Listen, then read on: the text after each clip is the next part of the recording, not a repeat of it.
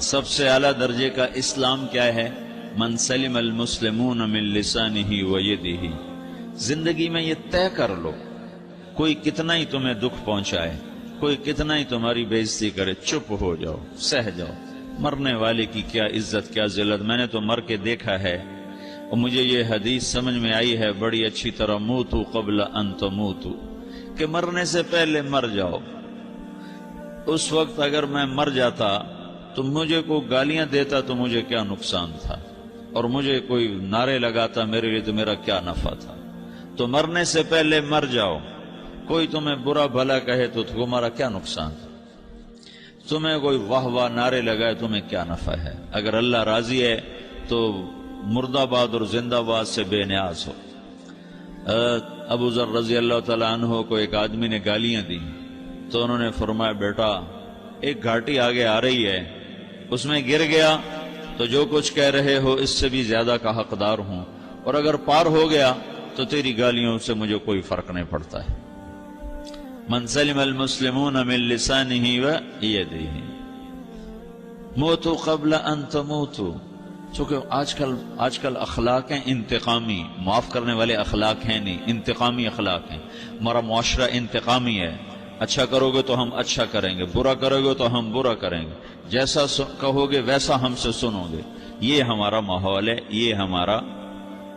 ایک ماں کہہ رہی تھی دوسری ماں کو، میرے پترا کدی کسی نے وقت سلام نہیں کیتا.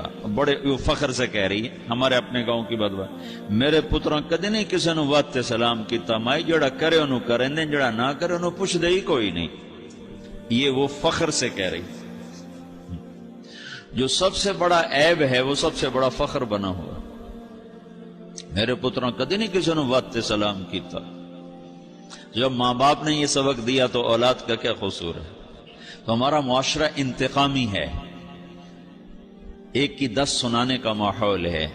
تو آپ 100 کی ایک بھی نہ سناؤ. احنف بن قیس رضی اللہ تعالیٰ عنہ پہ ایک آدمی نے چڑھائی کر کہنے لگا ایک سناؤ گے نا تو 10 سنو گے میری طرف سے. تو احنف بن قیس کہنے لگے بھائی تو مجھے 100 بھی سنائے گا نا تو میری طرف سے ایک بھی تو نہیں سنے گا. ایک آدمی ان کی بڑی بےزتی کر رہا تھا اور وہ چل رہے تھے اور وہ 100 گالیاں بک رہا ہے. جب آ گیا نا قریب شہر تو کہنے لگے دیکھا میرا قبیلہ یہاں رہتا ہے، اگر کسی نے سن لیا نا تو تیری بڑی دھلائی کر دے گا. تو نے جو مجھے گالیاں دینی میں کھڑا ہوں یہیں تو دے لے، تو اپنا سارا زور پورا کر لے تاکہ آگے تجھے کوئی تکلیف نہ پہنچا دے میری وجہ سے. تو وہ پاؤں پہ گر کے معافی مانگنے لگا کہ واقعی تو بڑے حلم والا. وہ مشہور تھے اپنے حلم میں، بردباری، اور لوگ ان کا امتحان لینے آیا کرتے تھے. کہ بھئی کوئی ہے جو احنف کو غصہ دلا دے، تو لوگ ناکام ہو جاتے تھے، ان کو غصہ نہیں آتا. ایسے ایک عرب سردار گزرا معن بن زائدہ، وہ بھی اپنے حلم میں بڑے مشہور تھے. ایک دفعہ لوگوں میں شرط لگ گئی کوئی ہے معن بن زائدہ کو غصہ دلائے تو ہم اس کو انعام دیں گے. تو ایک شاعر نے کہا میں غصہ دلاتا ہوں، تم دیکھنا ایسے سیخ پا ہو جائے گا جیسے جانور. تو وہ چلا گیا اس کی مجلس میں، دربار لگا، عرب سردار تھا بہت بڑا، دربار لگا ہوا. تو کہتا السلام علیکم. وعلیکم السلام. تو معن بن زائدہ پر ایک دور بڑے فقر کا گزرا تھا، پھر اللہ نے اس کو بہت بڑی سرداری دی. بنو عباس کا بہت بڑا یہ وزیر گورنر تھا. تو کہتا اتذکر اذ لحافک جلد شاۃ فاذ نعلاک من جلد البعیر. کیوں بھائی تو یہ یاد ہے جب تیرا بستر بکری کی کھال تھا اور تیرے جوتے اونٹ کی کھال کے تھے؟ تو کہنے لگا کیوں نہیں یاد، بھلا کوئی ماضی بھی بھولتا ہے.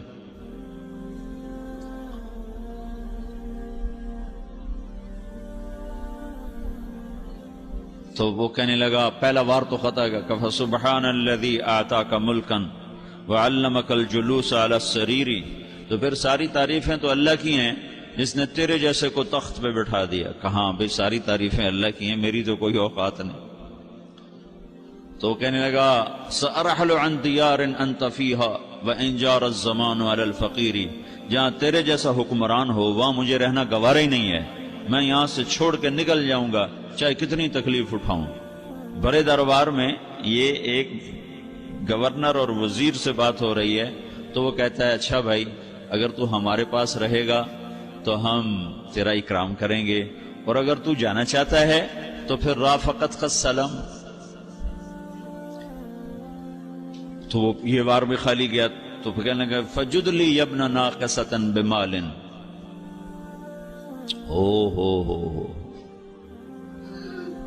او گندی ماں کے بیٹے مجھے کچھ عطا بھی کر، میں بغیر پیسے کے سفر کیسے کروں گا؟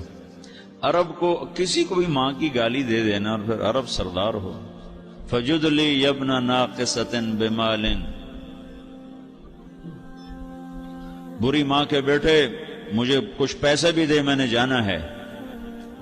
میں کہا بھائی اس کو 3000 دے دیا جائے. اللہ اکبر. تو کہنے لگا قلیل ما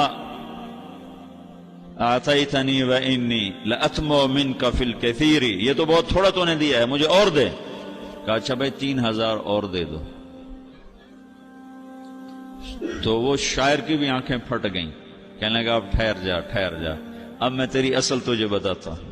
سألت اللہ ان یبقیک ذخرا فما لک فی البریۃ من نذیر، میں اللہ سے دعا کرتا ہوں اللہ تیرے جیسوں کو سلامت رکھے، تیرے جیسا دنیا میں کسی ماں نے جنا ہی کوئی نہیں.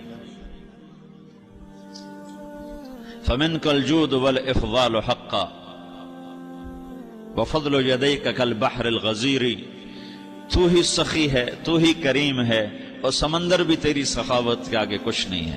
تو نے کہا اچھا بھائی تو نے ہماری برائی کی، ہم نے تمہیں 6000 دیے، اب تو نے ہماری تعریف کی، اب 10000 اور دے دو اس کو. ہاں باتیں ہی رہ گئیں، باتیں ہی رہ گئیں. کہاں سے لائیں ایسے لوگ؟ ہمارا معاشرہ انتقامی ہے، بدلہ لینے کا ہے، بدلہ لینے کا. اس نے میرے ساتھ کیا، میں نے بھی کرنا ہے. تو اعلیٰ درجے کا اسلام یہ سکھا رہا نہیں چپ ہو جاؤ، سلامت بن جاؤ، سلامتی بن جاؤ، سلامتی کی علامت بن جاؤ. من سلم المسلمون من لسانہ ویدہ. اب وہ سوال کرتا ہے یا رسول اللہ ای الایمان افضل، سب سے اعلیٰ درجے کا ایمان کیا ہے؟ اسلام کیا ہے؟ کلمہ، نماز، روزہ، حج، زکوٰۃ. اعلیٰ درجے کا اسلام کیا ہے؟ من سلم المسلمون من لسانہ ویدہ. یہ اخلاق کا ادنا درجہ ہے، ادنا درجہ ہے. ادنا درجے پر پہنچ کر آپ اسلام میں اعلیٰ درجے پر آ سکتے ہیں. وہ سوال کرتا ہے ایمان کیا ہے؟ تو آپ نے کہا اللہ پر، فرشتوں پر، کتابوں پر، رسولوں پر، موت کے بعد کی زندگی پر، تقدیر پر. اب ایک اور سائل سوال کرتا ہے ای الایمان افضل، سب سے اعلیٰ درجے کا ایمان کیا ہے؟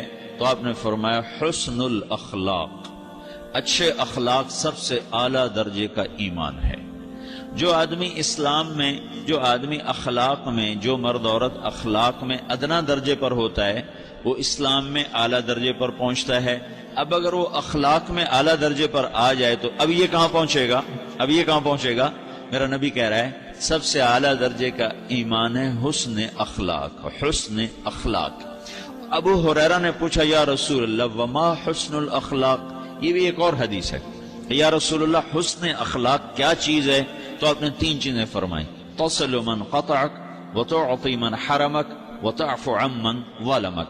جو تم سے توڑے نہ تم اس سے جوڑو. نہیں کرتا سلام نہ کریں. کوئی ہم چھوٹے باپ کے ہیں؟ ہم تو کبھی بھی نہ کریں، ہم تو کبھی بھی نہ منہ تھوکیں بھی نہیں ہم تو میرا نبی کہہ رہا ہے جو توڑے تم اس سے جوڑو، جو محروم کرے اس سے عطا کرو، جو زیادتی کرے اس سے درگزر کرو.